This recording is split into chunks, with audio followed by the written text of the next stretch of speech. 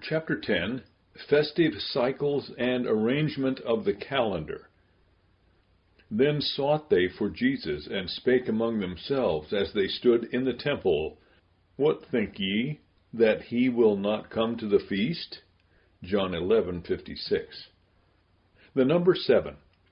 The symbolical character which is to be traced in all the institutions of the Old Testament appears also in the arrangement of its festive calendar. Whatever classification of the festivals may be proposed, one general characteristic pervades the whole. Unquestionably, the number 7 marks in Scripture the sacred measure of time. The Sabbath is the 7th of days.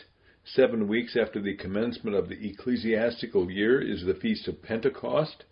The 7th month is more sacred than the rest, its firstborn, or new moon, being not only devoted to the Lord like those of other months, but specially celebrated as the Feast of Trumpets, while 3 other festivals occur within its course: the Day of Atonement, the Feast of Tabernacles, and its octave. Similarly, each 7th year is sabbatical, and after 7 times 7 years comes that of Jubilee. Nor is this all. 7 days in the year may be designated as the most festive, since in them alone no servile work was to be done, while on the so-called minor festivals, that is, on the days following the first of the Passover week and of that of Tabernacles, the diminution of festive observances and of restrictions on labor marks their less sacred character. The 3 cycles. Besides this general division of time by the sacred number 7, certain general ideas probably underlay the festive cycles. Thus we may mark 2, or else 3, such cycles, the one commencing with the Paschal sacrifice and ending on the day of Pentecost, to perpetuate the memory of Israel's calling and wilderness life; the other, which occurs in the 7th month of rest, marking Israel's possession of the land and grateful homage to Jehovah. From these 2 cycles the Day of Atonement may have to be distinguished as intermediate between, applying to both, and yet possessing a character of its own, as Scripture calls it, a Sabbath of Sabbatism, in which not only servile work, but as on the weekly Sabbath, labor of any kind was prohibited. In Hebrew, 2 terms are employed, the one, moed, or appointed meeting, applied to all festive seasons, including Sabbaths and new moons; the other, chag, from a root which means to dance or to be joyous, applying exclusively to the 3 festivals of Easter, Pentecost, and Tabernacles, in which all males were to appear before the Lord in his sanctuary. If we might venture to render the general term moedim by tristings of Jehovah with his people, the other would be intended to express the joyousness which was to be a leading characteristic of the pilgrim feasts. Indeed, the rabbis expressly mention these 3 as marking the great festivals, that is, presence or appearance at Jerusalem, the appointed festive offerings of the worshippers, which are not to be confounded with the public sacrifices offered on these occasions in the name of the whole congregation, and joyousness, with which they connect the freewill offerings that each brought, as the Lord had blessed them, and which afterwards were shared with the poor, the desolate, and the Levite, in the joyous meal that followed the public services of the temple. To these general characteristics of the 3 great feasts we ought, perhaps, to add in regard to all festive seasons, that each was to be a holy convocation, or gathering for sacred purposes, the injunction of rest from servile, or else from all work, and, lastly, certain special sacrifices which were to be brought in the name of the whole congregation. Besides the Mosaic festivals, the Jews celebrated at the time of Christ 2 other feasts, that of Esther or Purim, and that of the dedication of the temple on its restoration by Judas the Maccabee. Certain minor observances and the public fasts in memory of the great national calamities will be noticed in the sequel. Private fasts would, of course, depend on individuals, but the strict Pharisees were wont to fast every Monday and Thursday during the weeks intervening between the Passover and Pentecost, and again between the Feast of Tabernacles and that of the dedication of the temple. It is to this practice that the Pharisee in the parable refers, Luke 18:12, when boasting, "I fast twice in the week." 3 annual visits to temple. The duty of appearing 3 times a year in the temple applied to all male Israelites, bondsmen, the deaf, dumb, and lame, those whom sickness, infirmity, or age, rendering incapable of going on foot up the mountain of the house, and, of course, all in a state of Levitical uncleanness, being excepted. In general, the duty of appearing before the Lord at the services of his house was deemed paramount. Here, an important rabbinical principle came in, which, although not expressed in Scriptures, seems clearly founded upon it, that a sacrifice could not be offered for anyone unless he himself were present, to present and to lay his hand upon it. It followed that, as the morning and evening sacrifices, and those on feast days, were purchased with money, contributed by all, and offered on behalf of the whole congregation, all Israel should have attended these services. This was manifestly impossible, but to represent the people, 24 courses of lay attendance were appointed, corresponding to those of the priests and the Levites. These were the stationary men, or men of the station, or standing men, from their standing there in the temple as Israel's representatives. For clearness' sake, we repeat that each of these courses had its head and served for 1 week, those of the station on service, who did not appear in Jerusalem, meeting in a central synagogue of their district and spending the time in fasting and prayer for their brethren. On the day before the Sabbath, on the Sabbath itself, and on the day following, they did not fast on account of the joy of the Sabbath. Each day they read a portion of Scripture, the 1st and 2nd chapters of Genesis being for this purpose arranged into sections for the week. This practice, which tradition traced up to Samuel and David, was of ancient date, but the men of the station did not impose hands on either the morning or evening sacrifice, nor on any other public offering. Their duty was twofold: to represent all Israel in the services of the sanctuary, and to act as a sort of guide to those who had business in the temple. Thus, at a certain point of the service, the head of the course brought up those who had come to make an atonement on being cleansed from any impurity, and ranged them along the gate of Nicanor, in readiness for the ministry of the officiating priests. The men of the station were dispensed from attendance in the temple on all occasions when the Hallel was chanted, possibly because the responses of the people when the hymn was sung showed that they needed no formal representatives. Difficulties of the calendar. Hitherto we have not adverted to the difficulties which those who intended to appear in Jerusalem at the feast would experience from the want of any fixed calendar. As the year of the Hebrews was lunar, not solar, it consisted of only 354 days, 8 hours, 48 minutes, 38 seconds. This, distributed among 12 months, would in the course of years have completely disoriented the months, so that the first month, or Nisan, corresponding to the end of March or the beginning of April, in the middle of which the first ripe barley was to be presented to the Lord, might have fallen in the middle of winter. Accordingly, the Sanhedrin appointed a committee of 3, of which the chief of the Sanhedrin was always president, and which, if not unanimous, might be increased to 7, when a majority of voices would suffice to determine which year was to be made a leap year by the insertion of a 13th month. Their resolution was generally taken in the 12th month, Adar, the additional or 13th month being inserted between the 12th and the 1st.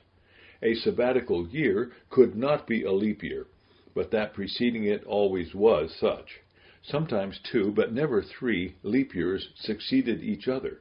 Commonly, every third year required the addition of a month, the mean duration of the Jewish month being 29 days, 12 hours, 43 minutes, 3 1/3 seconds. It required, during a period of 19 years, the insertion of 7 months to bring the lunar era in accordance with the Julian. The new moon. And this brings up yet another difficulty.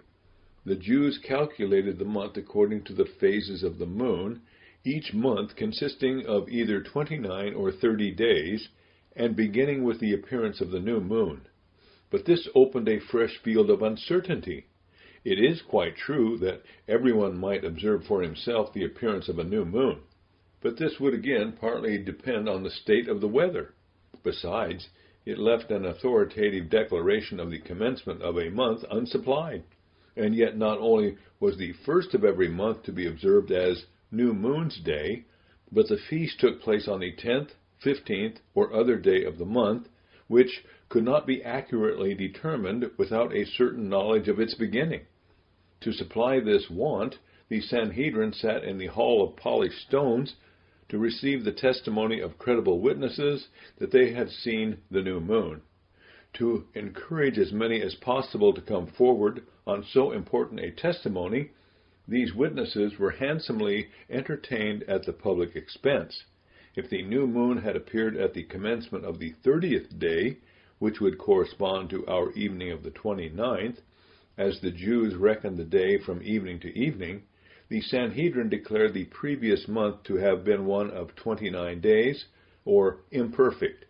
Immediately thereon, men were sent to a signal station on the Mount of Olives, where beacon fires were lit and torches waved, till a kindling flame on a hill in the distance indicated that the signal had been perceived. Thus the tidings that this was the new moon would be carried from hill to hill, far beyond the boundaries of Palestine, to those of the dispersion beyond the river. Again, if credible witnesses had not appeared to testify to the appearances of the new moon on the evening of the 29th, the next evening, or that of the 30th, according to our reckoning, was taken as the commencement of the new month, in which case the previous month was declared to have been one of 30 days, or full. It was ruled that a year should neither have less than 4 nor more than 8 such full months of 30 days. The 7 messengers of the new moon. But these early fire signals opened the way for serious inconvenience. The enemies of the Jews lit beacons to deceive those at a distance, and it became necessary to send special messengers to announce the new moon. These were, however, dispatched only 7 times in the year, just in time for the various feasts. In Nisan, for the Passover on the 15th, and in the following month, for the second Passover, kept by those who had been debarred from the first. In the 5th month, for the fast on the 9th, on account of the destruction of Jerusalem. In the 6th month, on account of the approaching solemnities of Tishri. In the 7th month, for its festivals. In the 9th month, for the feast of dedication of the temple, and in Adar for Purim. Thus, practically, all difficulties were removed, except in reference to the month Elul, since as the new moon of the following month, or Tishri, was the Feast of Trumpets, it would be exceedingly important to know in time whether Elul had 29 or 30 days. But here the rabbis ruled that Elul should be regarded as a month of 29 days, unless a message to the contrary were received, that indeed, since the days of Ezra, it had always been so, and that accordingly New Year's Day would be the same day after the 29th of Elul. To make, however, assurance doubly sure, it soon became the practice to keep New Year's Day on 2 successive days, and this has since been extended into a duplication of all the great feast days, of course with the exception of fasts, and that, although the calendar has long been fixed, and error is therefore no more possible. Names of the Hebrew months. The present Hebrew names of the months are variously supposed to be derived from the Chaldee or from the Persian language. they certainly do not appear before the return from Babylon. Before that, the months were named only after their numbers, or else from the natural phenomena characteristic of the seasons, as sprouting, green ears for the first, splendor, flowering for the second, rain for the eighth, and flowing rivers for the seventh. The division of the year into ecclesiastical, which commenced with the month of Nisan, the end of March or beginning of April, or about the spring equinox, and civil, which commenced with the seventh month, or Tishri, corresponding to the autumn equinox, has by many likewise been supposed to have only originated after the return from Babylon. But the analogy of the twofold arrangement of weights, measures, and money into civil and sacred, and other notices seem against this view, and it is more likely that from the first the Jews distinguished the civil year, which began in Tishri, from the ecclesiastical, which commenced in Nisan, from which month, as the first, all others were counted. To this twofold division the rabbis add that for tithing the herds and flocks, the year was reckoned from Elul to Elul, and for taxing fruits, often from Shabbat to Shabbat. The eras used by the Jews. The earliest era adopted by the Jews was that which was reckoned to commence with the deliverance from Egypt. During the reigns of the Jewish kings, time was computed from the year of their accession to the throne. After their return from exile, the Jews dated their years according to the Seleucid era, which began 312 BC, or 3,450 from the creation of the world. For a short time after the War of Independence, it became necessary to reckon dates from the year of the liberation of Palestine. However, for a very long period after the destruction of Jerusalem, probably till the 12th century A.D., the Seleucid era remained in common use, when it finally gave place to the present mode of reckoning among the Jews, which dates from the creation of the world. To commute the Jewish year into that of our common era, we have to add to the latter 3,761, always bearing in mind, however, that the common or civil Jewish year commences in the month of Tishri, i.e., in autumn. The week. The week was divided into 7 days, of which, however, only the seventh, the Sabbath, had a name assigned to it, the rest being merely noted by numerals. The day was computed from sunset to sunset, or rather, to the appearance of the first 3 stars with which a new day commenced. Before the Babylonish captivity, it was divided into morning, midday, evening, and night. But during the residence in Babylon, the Hebrews adopted the division of the day into 12 hours, whose duration varied with the length of the day. The longest day consisted of 14 hours and 12 minutes, the shortest of 9 hours and 48 minutes, the difference between the two being thus more than 4 hours. On the average, the first hour of the day corresponded nearly to our 6 a.m., the third hour, when according to Matthew 20, verse 3, the marketplace was full, to our 9 a.m., the close of the 6th hour to our midday, while at the 11th the day neared its close. The Romans reckoned the hours from midnight, a fact which explains the apparent discrepancy between John 19:14, where, at the 6th hour of the Roman calculation, Pilate brings Jesus out to the Jews, while at the 3rd hour of the Jewish, and hence the 9th hour of the Roman, and of our calculation, Mark 15:25, he was led forth to be crucified. The night was divided by the Romans into 4, by the Jews into 3 watches. The Jews subdivided the hour into 1,080 parts, and again, each part into 76 moments.